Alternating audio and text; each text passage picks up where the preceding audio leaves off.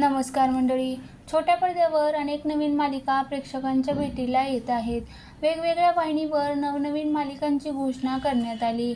नुकतेच स्टार प्रवाहाने हळद रुसली कुंकू हसलं या मालिकेची घोषणा केली. या मालिकेत अभिनेत्री समृद्धी केळकर आणि अभिनेता अभिषेक राहळकर यांची नवी जोडी दिसणार आहे. समृद्धी यापूर्वी फुलाला सुगंध मातीचा मध्ये दिसली होती. हळद रुसली कुंकू हसलं ही मालिका 7 जुलैपासून प्रेक्षकांच्या भेटीला येणार आहे. ही मालिका दुपारी 1 वाजता प्रसारित होईल. सध्या दुपारी 1 वाजता स्टार प्रवाहावर प्रेमाची गोष्ट ही मालिका दाखवली जाते. त्यामुळे नवीन मालिका येणार असल्याने प्रेमाची गोष्ट मालिका निरोप घेणार आहे. प्रेमाची गोष्ट या मालिकेचा शेवटचा भाग शनिवारी 5 जुलै रोजी प्रसारित होणार आहे.